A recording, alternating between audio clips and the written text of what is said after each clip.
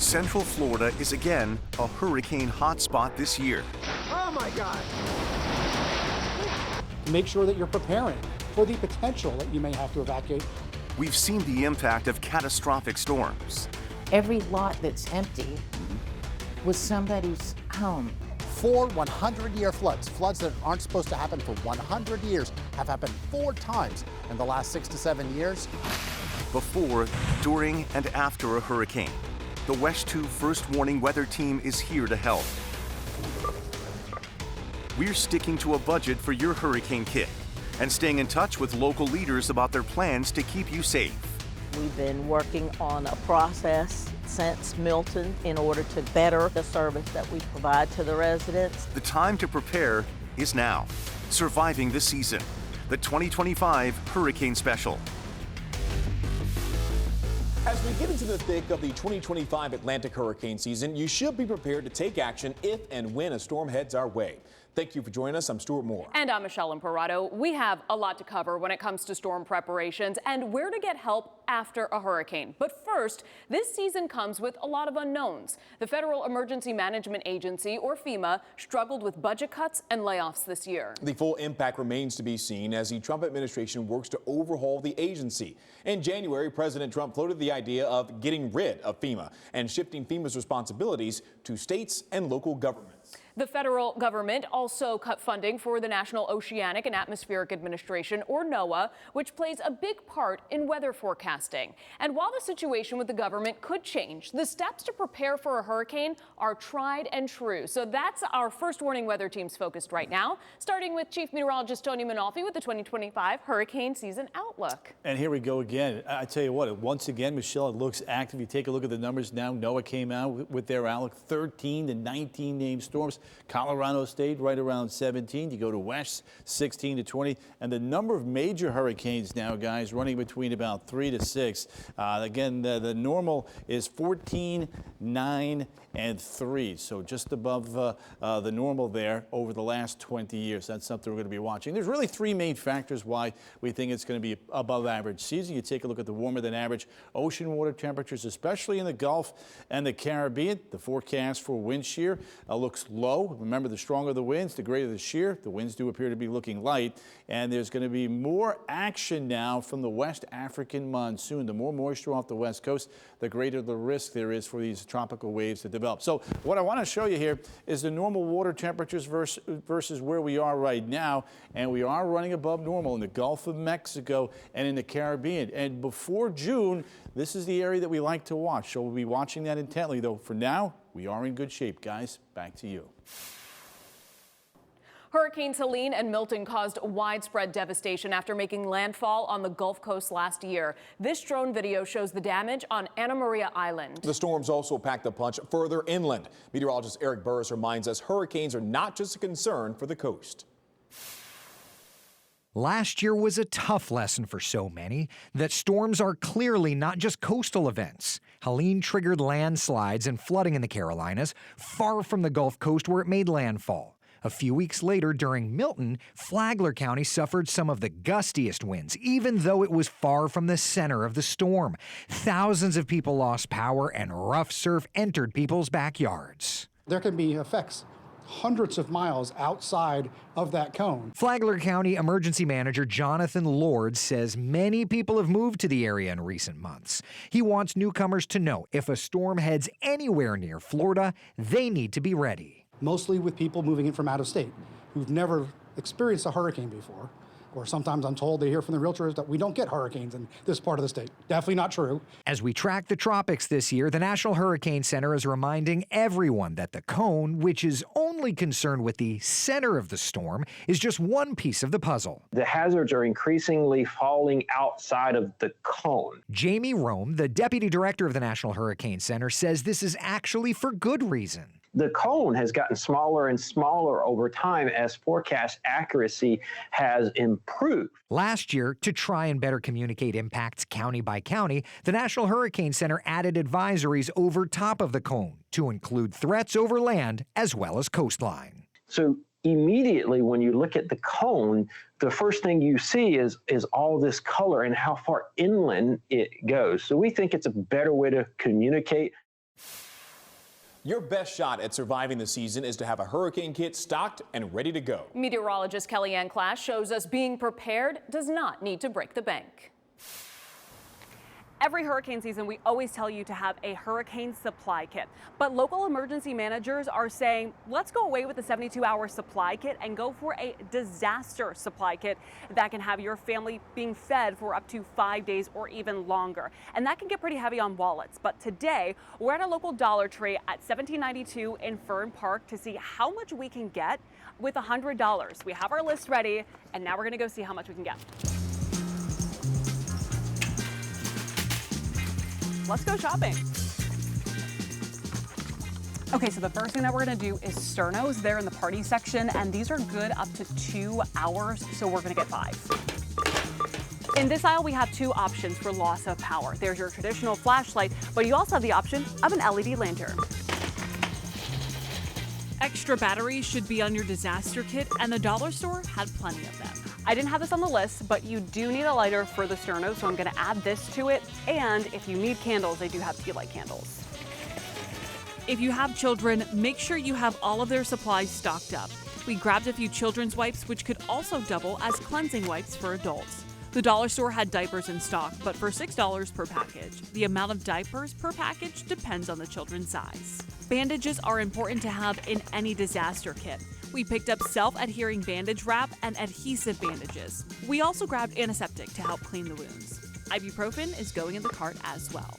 Now we're on to non-perishable food. We're in the snack aisle, and now is the time to get snacks that you and your family may enjoy. Peanut butter. Now we're on to shelf-stable items. So this is going to be your canned meats, your canned vegetables, anything that can sit on a shelf in case you lose power. You may already have one of these, a can opener, but this is a really cheap and affordable option, and we're gonna be opening a lot of cans. Disposable plates, plasticware, and paper towels are good to stock up on too. Hello. Hello, how are you? Good, you? Good.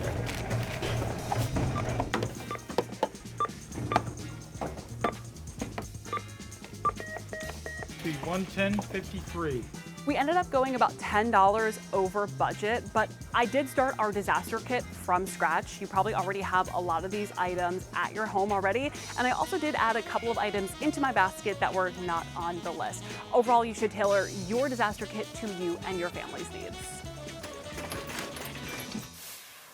Add a generator to your shopping list if you need a backup source for power. You might be in the dark for days after a big storm. Chief Meteorologist Tony Manolfi shows us the proper way to use a generator.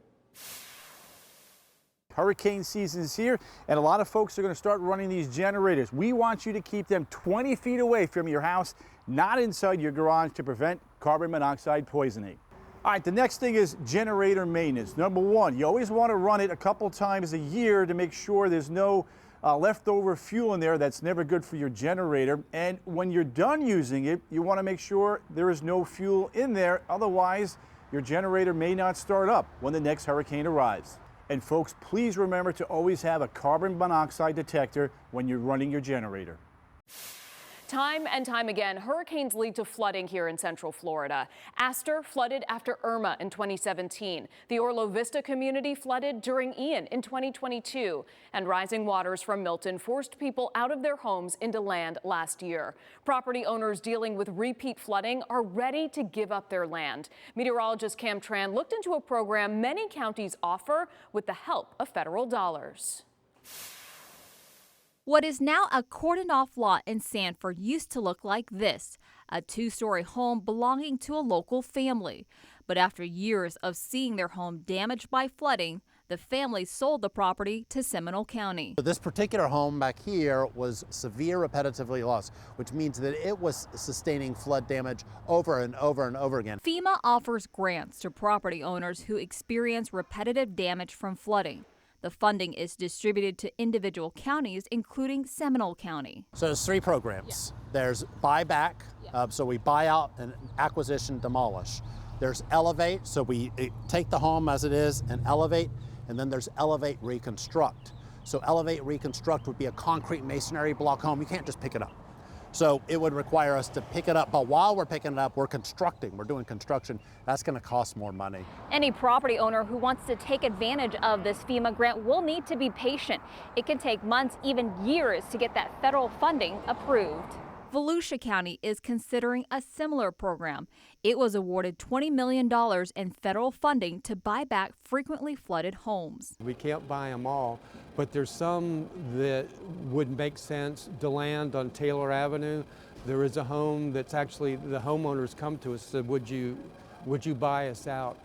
And they say that with tears in their eyes. Donna Rooney had 4 feet of water in her house after Hurricane Milton. She hopes to take advantage of this buyback program. That's what we wanted from the beginning. We have no intention of rebuilding or refurbishing this home. HUD still needs to approve the program before it can take effect. Next on Surviving the Season, our first warning weather team spent months analyzing weather patterns and pinpointing the hot spots for a big storm. Plus, how to identify the safest place to hunker down during a tornado. And the funding still available if your home suffered damage during Hurricane Ian. Not a lot of people are attending these meetings or know about the program, and that's a shame. One neighbor looking to rebuild is spreading the word to help others just like her.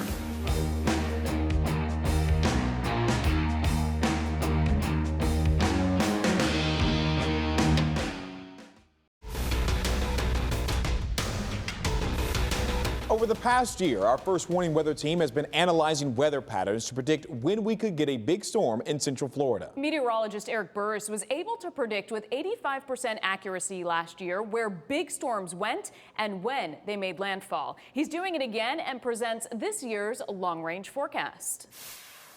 Hey, that's right. The overall patterns this year clearly show the Gulf as the hot spot for activity yet again. But the way my long-term forecasting works is looking at long-term forecasting cycles. So let's break it down. The first part of the pattern that we watch is the northern Gulf Coast for what should be the slow-moving area of low pressure early June, but in particular late July and around the beginning of September. Then along the northern Gulf Coast yet again, I've observed an overall weather pattern showing a storm system again mid-June, but moreover late July and into early September. But to be honest with you, into the Panhandle and our West Coast, the biggest part of the pattern I'm watching for threats in this area is this one, with an area of low pressure that seemingly wants to cross the Gulf and work toward our West Coast. So watch these dates very closely, late June, early August, and mid-September. And lastly, out of all the data over the months and months of gathering, my numbers for this year's hurricane forecast, while above average, are not calling for a hyperactive season. Either way, we have a clear threat to watch for, and thus we'll need to keep our head on a swivel. But know this, your first warning weather team will be here with you every step of the way. When there's a risk for severe weather, the National Weather Service issues watches and warnings. You'll hear our first warning weather team use these terms a lot. Meteorologist Marquise Mita explains what they mean. Think of it like cooking pasta. A watch is when you put a pot of boiling water on the stove. The heat is on, conditions are favorable, and you're waiting for something to happen. A warning means that water is boiling and it's time to add the pasta. Or in weather terms, the event is happening now and you need to take action immediately. Just like you don't walk away from a pot that's heating up, you shouldn't ignore a watch. Conditions, they can change quickly, and before you know it, that gentle simmer can turn into a rolling boil. So during a watch, stay alert and be prepared, but if it's a warning, be prepared to take cover. Because just like a pot of boiling water, severe weather doesn't wait. Before Milton made landfall in Florida last year, the storm spawned many tornadoes, including one in Brevard County. This video shows some of the damage it caused. Meteorologist Cam Tran explains where you should take cover in a tornado. The safest place to go during a tornado warning is to the lowest floor of your house. Make sure that area is not connected to any exterior walls or windows. Your safe room could be a closet, a bathroom, or even a hallway like this one. But in this house, the safest room to be in is actually this interior bathroom. It is away from any exterior walls or window, and it's the most interior room of this house. If you live in an apartment building or you're working at an office high-rise, similar rules apply. Go to the bottom and the lowest floor of your building, and if you can't, go to an interior hallway. As we prepare for the next big storm, many homeowners are still trying to recover from past disasters. Chief Meteorologist Tony Manolfi shows us a program right here in Orange County that's helping folks get back on their feet. The Orange County Recovers program has set aside $59 million to help residents of Orange County and its municipalities repair, rebuild, and replace eligible homes with remaining damage from Hurricane Ian. It is a grant, so that's good news for everybody. It's not a loan. Folks are able to apply for these funds and can do so until the money runs out. Sherry Gillian with the Disaster Recovery Team explains who's eligible. Number one, you must have owned the property and resided in the property as your primary residence. So owned prior to Ian and still occupy the residence as your primary residence. You must be a low to moderate income individual, which is 80% AMI. You must have a current mortgage and taxes on the property. Once eligibility has been approved, the damage assessment will be determined. From there, the homeowner will then be given some money so that the repairs can be made on their home and they can hopefully get their lives back in order. Debbie Ryan lives in Orla Vista. It was like a river, and it was very fast moving and everything. She gave us a tour of her home, which flooded during Hurricane Ian in 2022. This was all water. Water was up to that second step. And that was on Friday, so I don't know how high it was before then. And all that high water devastated the inside of many people's homes. Flooring is coming apart, plumbing for laundry rooms is damaged, there's mold inside homes, and in some cases, mobile homes were destroyed and had to be taken away. Ryan is applying for the county's program and wants to make sure her neighbors know about it too. There's 6,000 people that live in Orla Vista. You saw how few people were there. They're doing everything that they can to help people. The only concern I have is that not a lot of people are attending these meetings or know about the program. And that's a shame. There are two ways to apply for funding. We posted that information on our website, WESH.com, under the Hurricane tab. Trim the trees, clear your yard, fill your gas tank. These are all standard things we do to prepare for a hurricane. Meteorologist Kellyanne Klass reminds us not to forget about the smaller tasks that can make life a lot less stressful if you lose power or access to clean water. Wash your dishes and do your laundry. Fill up any prescriptions you may need. If you have a dog, make sure to get some pee pads. It could be a while before they can get outside. And make sure you have enough food, water, and litter for your pet. Charge any electronic devices and charge banks. Walk through your home and take video of everything. It'll help you if you need to make a claim later. Fill plastic baggies with water and freeze them before the storm. Oh, and don't forget a cooler. Don't wait until a storm is coming to check your insurance. Up next, the specific protections you should look for in your home insurance policy. And sandbags can keep the water out, but only when used correctly. We get our hands dirty, showing you the fastest and easiest way to fill.